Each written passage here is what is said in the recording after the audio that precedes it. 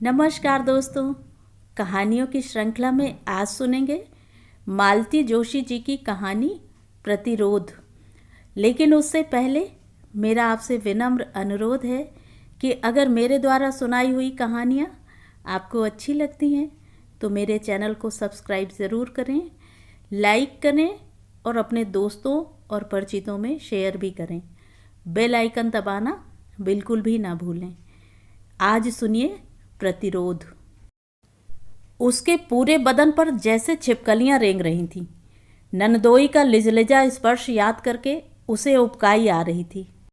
उनकी काम लोलुप दृष्टि मानो अब तक उसका पीछा कर रही थी और वासना में सने शब्द अब तक कानों में झंझना रहे थे। उस समय मन तो हुआ था कि एक तमाचा जड़ दे, पर रिश्ते आड़े आ गए, इसलिए सिर्फ धमका कर छोड़ दिया। बदले में उन्होंने भी धमकी दे डाली थी, शिकायत करके तो देखो, इतना बदनाम कर दूंगा कि कहीं मुंह दिखाने लायक नहीं रहोगी। एक क्षण को मीरा सहम गई थी। अभी तो शादी को कुल जमा 6 महीने ही हुए हैं और वह कैसे दुष्चक्र में फंस गई है। उसकी शादी के बाद ननंद पहली बार सपरिवार घर आई है। उन लोगों की खातिरदारी में उसने कोई कसर नहीं छोड़ी। सुबह शाम पकवान बना रही है। ननंद को पानी का गिलास तक नहीं उठाने देती। अपनी अलमारी उसने दीदी के लिए खुली रख छोड़ी है, जो चाहे निकालें और पहने। बड़ी मन्नतों से पाए उसके बच्चे पर पूरी माया ममता लुटा रही है। उसकी शैतानियों को नज़रअंदाज कर रही है, उसकी शरारतों को बख्श रही है। पर पता नहीं क्यों ननदोई के साथ वह सहज नहीं हो पाई। उसके अंतर्मन ने उसे सचेत कर दिया था कि इस आदमी की नज़र साफ नहीं है, इससे सावधान रहने की ज़रूरत है। शायद उसकी यही कोशिश उनके अहम को आहत कर गई थी। उनका पौरुष दर्प इस अवमानना से तिलमिला उठा था और शायद इस अपमान का बदला चुकाने के लिए ही वे मौके की तलाश में रहे हों। वह शाम के खाने की तैयारी में व्यस्त थी। दोपहर का खाना खाकर सुयश रोज की तरह दुकान चले गए थे। अम्मा जी बिटिया को लेकर सुनार के पास गई थीं। महरी भी अपना काम निपटाकर जा चुकी थी। उसी समय उन्होंने रसोई की चौखट पर खड़े होकर आवाज़ दी, क्यों, एक कप चाय मिल सकेगी? उसका जी धक्क से रह गया। पहली बार उसे एहसास हुआ कि वह घर में बिल्कुल अकेली है। उसने हिम्मत जुटाकर कहा, आप बाहर चलकर बैठें, मैं वहीं ले आऊँगी। दरअसल उनके वहाँ खड़े रहने से उसे बहुत घबराहट हो रही थी। यहाँ पानी तो पी सकता हूँ या उसके लिए भी बाहर जाना पड़ेगा? उसने कोई जवाब नहीं दिया। चुपचाप एक गिलास भरा, ट्रे के एक सिरे पर उसे रखा और दूसरे सिरे से ट्रे पकड़कर उनके सामने कर दिया। मैं क्या अछूत हूँ जो इस तरह पानी दे रही हो? वे गुर्राए। मीरा फिर भी चुप रही और चाय की तैयारी में जुट गई। वह बात बढ़ाना नहीं चाहती थी। जीजा जी भी उसका मंतव्य समझ गए और चुपचाप बाहर जाकर बैठ गए। उसने बड़ी राहत महसूस की। चाय बनाकर वह धीरे से बैठक के कमरे में रख आई। उन्होंने अखबार से सिर उठाकर देखा। यह क्या, एक ही कप बनाकर लाई हो? तुम्हारा कप कहाँ है? जी, मैं शाम को चाय नहीं पीती। थोड़ा साथ तो दे सकती हो। चाय क्या कोई अकेले पीने की चीज़ है? जाओ एक कप ले आओ, इसी में शेयर कर लेंगे। मुझे माफ़ कीजिए, रसोई में बहुत काम पड़ा है। कहकर वह जैसे ही जाने के लिए मुड़ी, उन्होंने उसका आंचल पकड़ लिया। जीजा जी, आप होश में तो हैं? उसने किसी तरह अपना आंचल छुड़ाते हुए कहा। होश में कहाँ हूँ, मेरे होश तुमने छीन लिए हैं। जीजा जी, आप घर के बड़े हैं, बड़ों की तरह व्यवहार कीजिए। बड़ा हूँ तो क्या, बूढ़ा तो नहीं हूँ। चाय का तो एक बहाना था। सोचता था उसी बहाने 5 मिनट मेरे पास बैठोगी, पर तुम तो जैसे मेरी छाया से भी दूर भाग रही हो। मेहमानों के साथ ऐसा व्यवहार किया जाता है? आप मेहमान हैं तो फिर मेहमान की मर्यादा में रहिए, नहीं तो क्या कर लोगी तुम? मुझे मजबूरन अम्मा जी से या इनसे शिकायत करनी पड़ेगी। और तुम्हारा वह मिट्टी का माधव मेरा क्या कर लेगा? मेरे सामने आंख उठाकर बात करने तक का तो उसमें ताब नहीं है। तुम शिकायत तो करके देखो, इतना बदनाम कर दूंगा कि कहीं मुंह दिखाने लायक नहीं रहोगी। आखिर क्या बिगाड़ लोगी तुम मेरा? इसके बाद मीरा वहां खड़ी नहीं रही, रसोई का दरवाज़ा बंद करके सीधे ऊपर अपने कमरे में चली गई और अंदर से दरवाज़ा बंद कर लिया। उसका तन मन अब भी घृणा से जल रहा था, हृदय भय से धड़क रहा था। इस व्यक्ति की खोटी नियत को उसने शादी के मंडप में ही भांप लिया था। गरीब घर की लड़की थी मीरा, पर रूप राजरानी सा पाया था। इसीलिए सुयश की माँ ने उसे बेटे के लिए मांग लिया था। मीरा के माँ बाप तो इस प्रस्ताव से ही धन्य हो गए थे। 2 बेटियों को ब्याह करके वे एकदम खोखले हो गए थे। 2 की चिंता और थी। ऐसे में यह प्रस्ताव तो एकदम वरदान ही था जैसे। बिना किसी दान दहेज के ऐसा घर वर जुटाने का तो वे सपना भी नहीं देख सकते थे। शादी के मंडप में ही जीजाजी को पहली बार देखा था। मजाक के नाम पर बड़ी भद्दी फप्तियाँ कस रहे थे और सब लोग हो करके हंस रहे थे। कभी कहते, भैया यह तो लंगूर के हाथ में अंगूर आ गया समझो। कभी कहते, इसी को तो कहते हैं छछूंदर के सर में चमेली का तेल। दीदी से बोले, यह भी हमारी तरह मावस पूनों की जोड़ी है, बस भूमिकाएं कुछ बदल गई हैं। दीदी बेचारी कट कर रह गई थी। घर आते ही अम्मा जी से बोले, अम्मा यह काम आपने बहुत अच्छा किया, आपकी आने वाली नस्लें सुधर जाएंगी। मीरा ने देखा था कि जीजाजी की हर टिप्पणी पर सुयश का चेहरा बुझ जाता था। पहले तो उसे हैरानी हुई थी कि कोई भी इस व्यक्ति को घुड़कता क्यों नहीं है, क्यों सब लोग इसकी बेजा हरकतें बर्दाश्त किए जा रहे हैं। बाद में पता चला कि ये घर के दामाद हैं, इनकी हर बात जायज़ है। तभी से इस व्यक्ति के प्रति मन में एक वितृष्णा, एक जुगुप्सा का भाव उपजा था। अब तो उसके साथ भय और क्रोध भी जुड़ गया था। उनके सामने जाने की इच्छा नहीं हो रही थी। करीब 7 बजे माँ बेटी बाजार से लौटी। अपनी आंखों से उन्हें रिक्शे से उतरते हुए देखने के बाद ही वह कमरे से बाहर आई। उन लोगों के आते ही जीजाजी बाहर चले गए। जाते हुए कहते गए कि खाने पर इंतज़ार मत करना, किसी दोस्त के साथ कार्यक्रम है। मीरा ने राहत की सांस ली। उसने फटाफट खाना बनाया, सास ननन को खिलाया और कमरे में आकर लेट रही। पति की प्रतीक्षा रोज ही करती थी, पर आज दरवाज़ा खुला रखने का साहस नहीं हुआ उसे।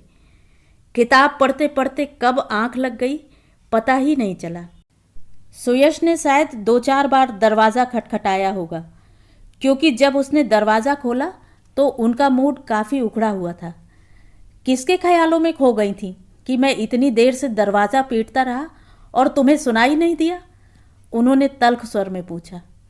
सॉरी, पढ़ते पढ़ते पता नहीं कैसे आंख लग गई। आंख लगाने का शौक इन दिनों ज़रा ज़्यादा चढ़ा हुआ है। ये क्या कह रहे हैं आप? सुयश ने कोई जवाब नहीं दिया।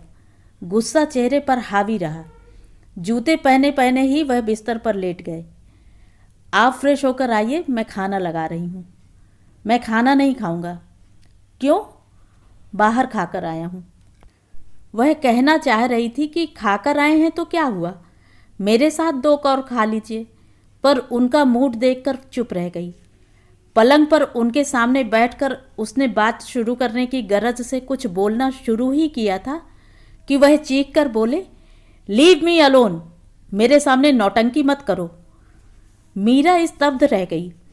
इतना घुन्ना आदमी इतनी कड़वी कठोर बात कैसे कह गया? मीरा जानती है कि सुयश हमेशा एक हीन ग्रंथि से ग्रस्त रहते हैं। वे अपने को मीरा के योग्य नहीं समझते। पता नहीं कैसे उनके मन में यह बात बैठ गई है कि मीरा ने परिस्थिति से मजबूर होकर ही शादी के लिए हाँ की होगी।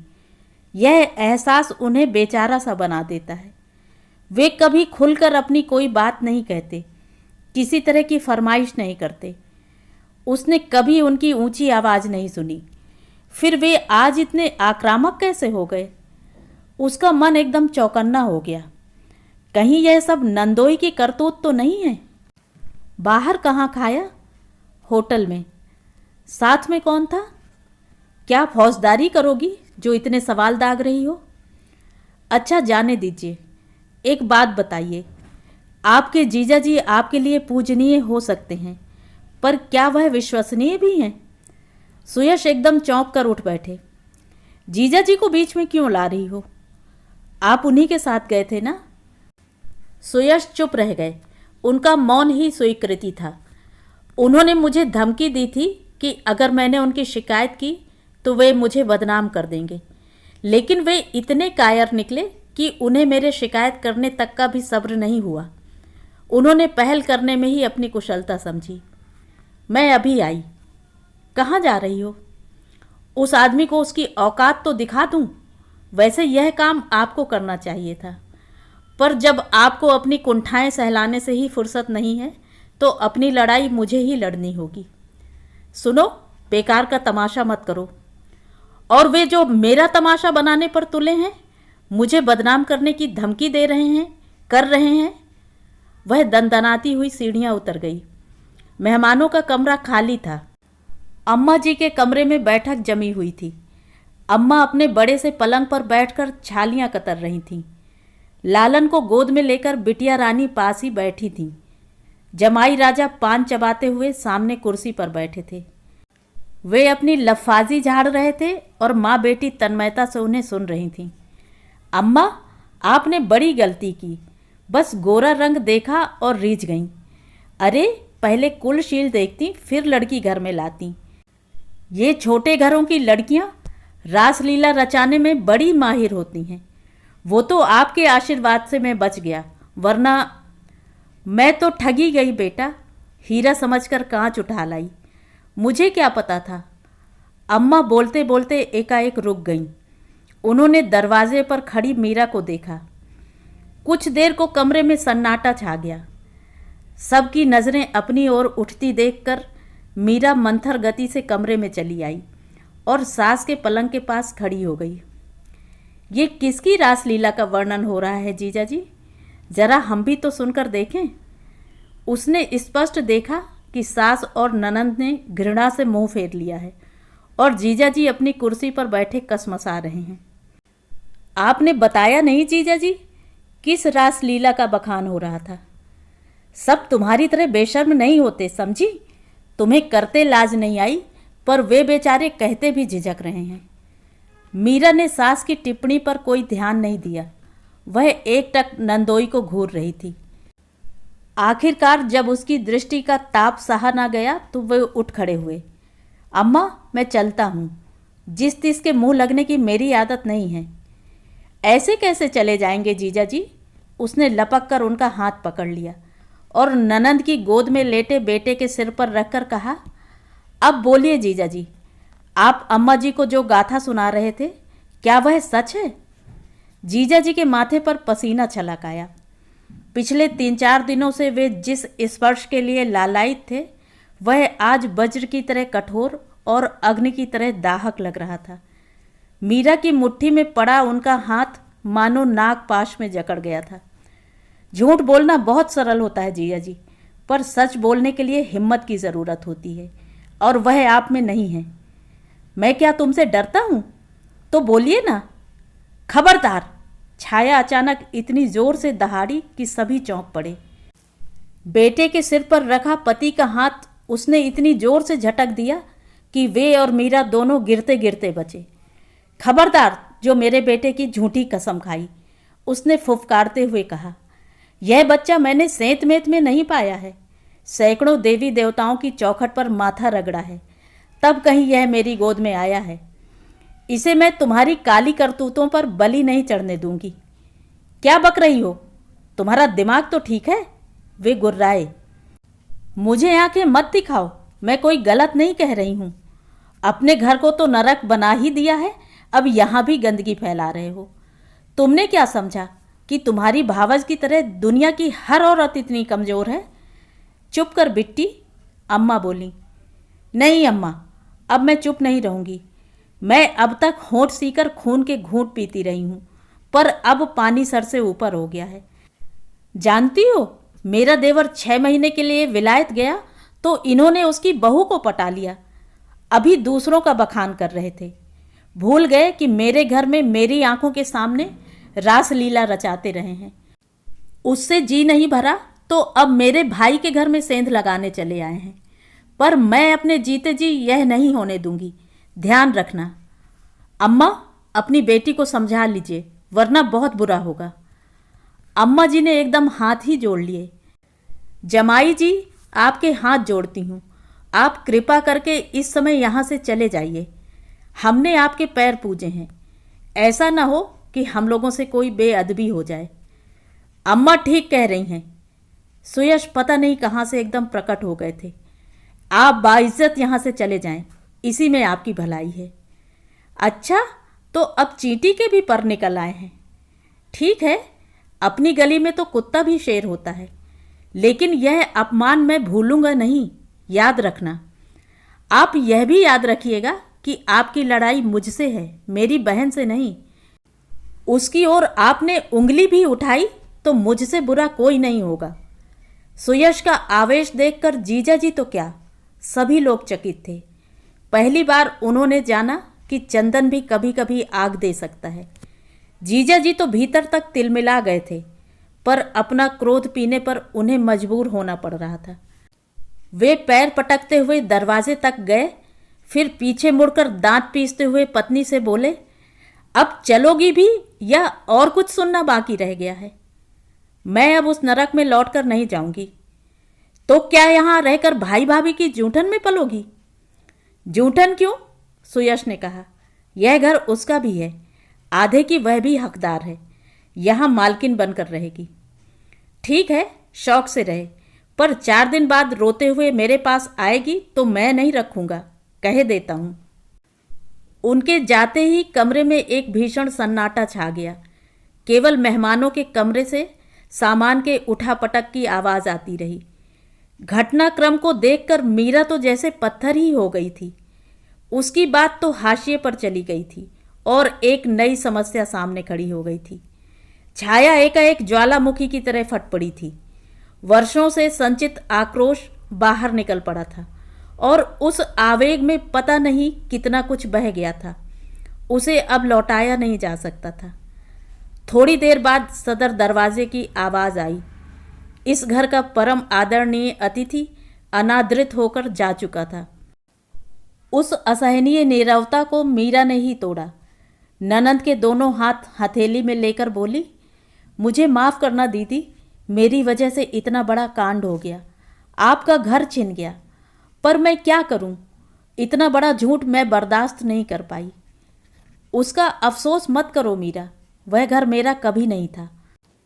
तुम क्षण भर को एक झूठ बर्दाश्त नहीं कर पाई, मैं तो इतने बड़े झूठ में बरसों से जी रही हूं। कितनी दिलेर हूं ना मैं। सचमुच आपकी बहादुरी की तो दाद देनी पड़ेगी। मैं तो हैरान हूं कि आप इतने दिनों तक यह अनाचार कैसे सहती रहीं। क्यों सहती रहीं? औरत को बहुत कुछ सहना पड़ता है मीरा, पर क्यों? नहीं दीदी, पति भक्त का मतलब यह तो नहीं होता कि उसकी जायज़ नाजायज़ सारी बातों को अनदेखा किया जाए। क्या करूं? मुझे हमेशा यही एहसास कचोटता रहा कि मैं उनके लायक नहीं। इसी एहसास ने मुझे कभी खुलकर बोलने नहीं दिया। और यह एहसास आपके भीतर किसने पैदा किया? आपके पति परमेश्वर ने ही ना। आपके रूप रंग को लेकर उन्होंने इतनी तरह से इतनी बार कोंचा होगा कि आप कभी भी सिर ना उठा सकें। मुझे बताइए, क्या रूप ही सब कुछ है? आपके सारे गुण, शिक्षा, दीक्षा, आचार व्यवहार का कोई महत्व नहीं है, कोई मूल्य नहीं है? क्या चेहरे की सुंदरता से चरित्र के अवगुण छुप जाते हैं? छाया क्या कहती, चुपचाप बच्चे को थपकती रही। पता नहीं आप में इतना हीन बोध क्यों है। यह सब जीजा जी का ही कृपा प्रसाद है। यह नुस्खा उन्होंने आपके भाई पर भी आजमाया है। शादी वाले दिन से बेचारे यही ठाने बैठे हैं कि यह शादी मैंने बेमन से की है। परिस्थितियों ने मुझसे मजबूरन हाँ करवाई है। उन्हें आश्वस्त करते करते मैं थक गई हूँ, पर वहम का तो कोई इलाज नहीं होता। पता नहीं कैसे आप उस गलीज माहौल में इतने दिन रह लीं, पर मुझ में इतनी हिम्मत नहीं है। मैं ऐसे वातावरण में सांस नहीं ले सकती जहाँ 24 घंटे आप पर शंकालु नज़रों का पहरा बैठा हो। जहां रोज नए सिरे से अपने आप को साबित करना पड़े। आज के बाद तो मेरा यहाँ रहना एकदम ही असंभव है। अम्मा जी, अपने बेटे से कहिएगा सुबह मुझे मेरे घर छोड़ आएंगे। तुम किस घर की बात कर रही हो बहू? तुम्हारा घर यही है, अम्मा ने दृढ़ता से कहा। तुम इस घर की लक्ष्मी हो, तुम कहीं नहीं जाओगी। जिसे जाना था वह चला गया। उनके जाने से क्या फर्क पड़ता है अम्मा जी? मेरी लड़ाई उनसे नहीं है। तुम्हारी लड़ाई मुझसे है, मुझे पता है, सुयश ने कड़क कर कहा। पर रात के 12 बजे उसका शंखनाद करने की ज़रूरत नहीं है। चुपचाप सोने चलो और दूसरों को भी सोने दो। उनके स्वर में आदेश था, पर आंखों में एक आग्रह, एक मौन निमंत्रण था। पति का यह स्वरूप वह पहली बार देख रही थी, पर उसके भीतर एक नई खुशी ने जन्म लिया था और सुयश का यह रूप उसे आनंदित करने लगा था।